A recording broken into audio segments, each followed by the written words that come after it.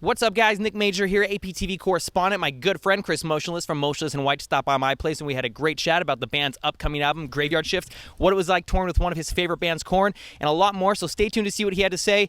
And my dog, Dracula, also decided he wanted to take part in the interview, so he's going to be popping in throughout as well. Enjoy.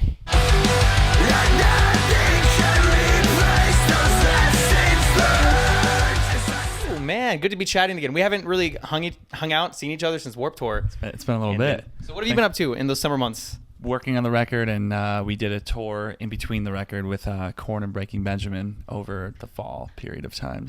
And we talked about that. You were pretty excited to get a tour with Korn because that was a band you grew up listening to. So yes. It is done now. That is in the books. Don't say that. You'll make me depressed. There'll be more. Oh, you just wait. Plenty more. But how was that touring with like one of your favorite bands? The best thing for me, I've said it before, and I'll continue to make this well known, that my favorite part about touring with bands that I really love is when you find out that they're a great band, but they're better people. Mm-hmm. All the dudes in Slipknot were like the nicest people to be around. They made the tour very, very pleasant. And the Korn dudes were exactly the same. Like when the headlining band is willing to come and say hi and just sit down and chat, or just in general be nice. Like we've been on tour with a lot of bands that aren't anywhere near that up in that echelon or that level of bands, and they just walk around like they're just too fucking cool for you, man.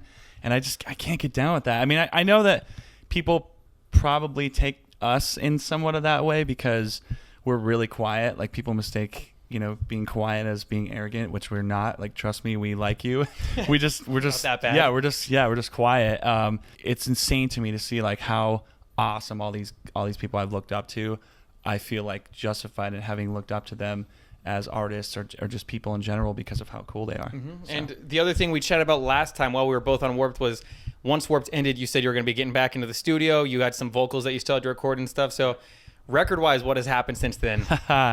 As people are aware, we're just taking our time with it and doing it right. We're not giving ourselves like these super hard deadlines that force reactions that I wouldn't prefer. Like we certainly aren't trying to prolong the release of the record in any way, shape, or form. We're just trying to do it right, and we're on the last week of it right now. It'll be done in about a week from now. It'll be done in a week. Ooh, that's exciting. So you're just wrapping it up. You're doing the final things. Yep. But what has it been like being able to take as much time as you needed, not needing to answer to like labels saying, "Hey, we need this time now"? Well, I mean, it goes along with the same thing about what's up, buddy? How do you feel about being on Roadrunner Records? Yeah. The first release on Roadrunner. Yeah.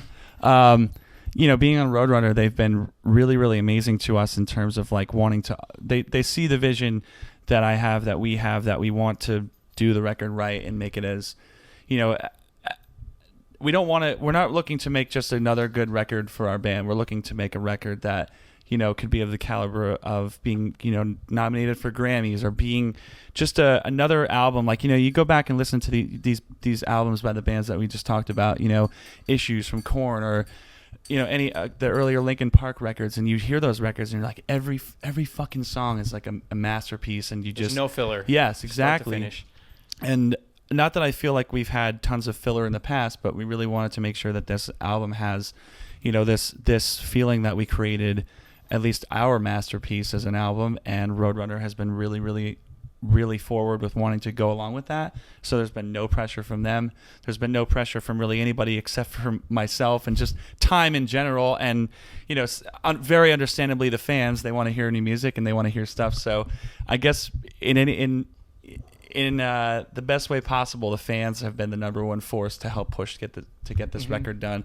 Otherwise, I know I would have taken longer if I could have, just because I'm such a perfectionist. But I don't want to take another year to put out this album at all. So, but as of now, it is turning into the album that you just said, which is every song feels super strong. Yes, it's going awesome. And you finally, at least, while no new songs or anything, you finally dropped the name of the album. Yes, we did. And it is Graveyard Shift. And so you put out a video kind of explaining the name and everything, and that it has to do with just the fact it's kind of embracing the work ethic of working nonstop, working for what you want, working for what you love. So why was this the album to title that? And it seems like it might be because you have been putting so much time into this. Yeah, I mean, I just think a lot was put into perspective. I'm the last remaining original member of the band, and this year marks our I guess you can say it's the 11th year of using the name, but really I consider it to be the 10th year anniversary of the band, because for that first year, it wasn't really It's just getting the wheels turning. Yeah, it was just becoming. I don't really consider it necessarily to be a year to credit with anything serious, but when you look back and realize when it hit me that like, holy shit, like this is 10 years now, it kind of just put a weird perspective on how I saw everything. And I guess the sense that I felt the most out of anything was just pride. I felt really proud of myself and proud of our band and our fans and everyone around us for lasting 10 years in this world, especially in the music industry. And as for the new album, you are allowing the fans to help design the artwork, and that goes up until the 19th is the last cutoff day for that. Correct. So is it nerve-wracking at all, knowing that the fans are going to be in control, at least partially, about what this thing is going to look like? Or is it nerve-wracking? Yeah, you're like, oh, come up with something good. It was initially, but the very first time I saw the first batch of designs, which was I kind of want to wait till the end now. I saw the first batch and I was really excited, but I did see quite a few right just in that first batch weeks ago that I was like, damn, like I didn't expect people to really. I wanted the idea to translate into a design that was not so literal. I wanted it to have the title is somewhat metaphorical towards what we're talking about, not exactly, but kind of. So I wanted the artwork to reflect that, and I didn't want it to be as like literal as a graveyard. Like I said, it had a design come in that was spot on featuring a graveyard, totally fine. But there was a couple that were just like really, really awesome, especially one in particular that I saw that I was like, wow, that person really got exactly what we were trying to say.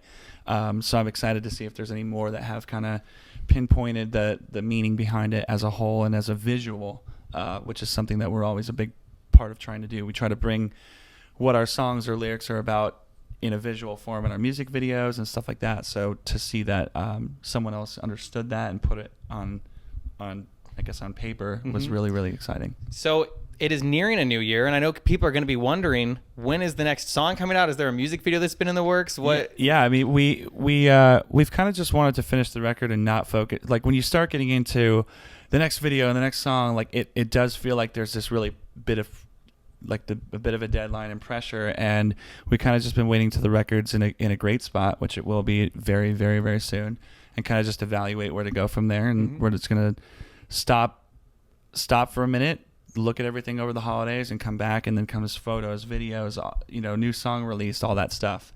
And just to clarify, maybe you wouldn't cover it, so I'm just gonna get to it now. A lot of people, still seem to think that winter 2017 means next year.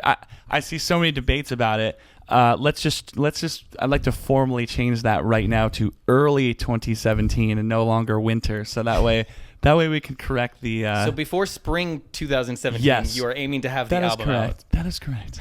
Thank you, Nick. And we'll see what happens. You're always the guy that helps me can get the message across. We'll see how clear that was. Yeah. So what are you going to up to for Christmas? Anything exciting planned? I'm going to go home for like the first time in forever. Well deserved. Yeah. It's interesting. I've lived in Los Angeles this year far longer than I've lived in Pennsylvania, because I've just been out here working on the record since, like April, I think. Whether it was writing or recording, I think it started like March, April. So I've really only been home in Pennsylvania for maybe like a total of like 2.5 to 3 weeks all year. So I'm going to go home and just see my family. Like I'm incredibly close to my family.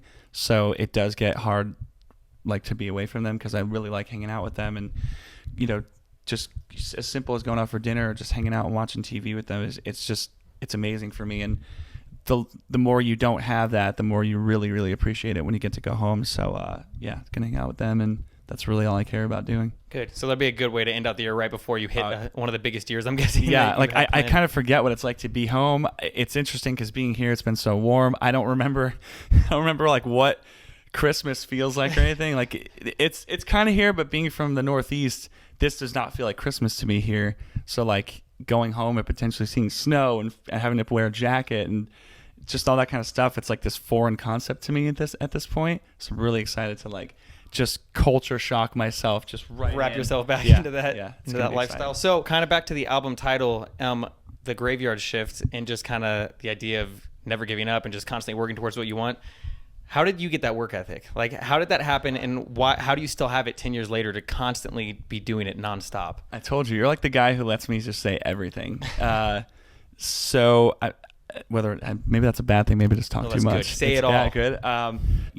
All of us in the band we're not coming from backgrounds where anything was ever like handed to us. And we had supportive parents. My parents were supportive in the sense that they, like when I didn't have money and I needed a guitar amp, my dad bought me one for Christmas. So like, if you want to consider that to have received handouts, whatever. But we've never been handed anything.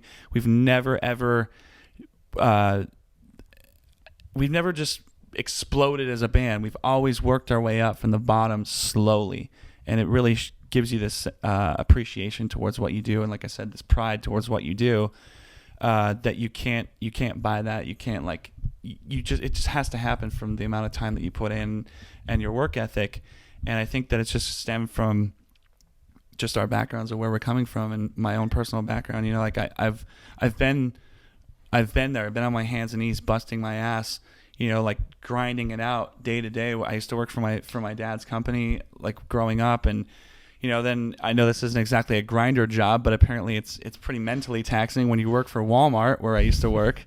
You're working for nothing and putting your time in dealing with people, and it kind of just made me realize, this is where I'm coming from.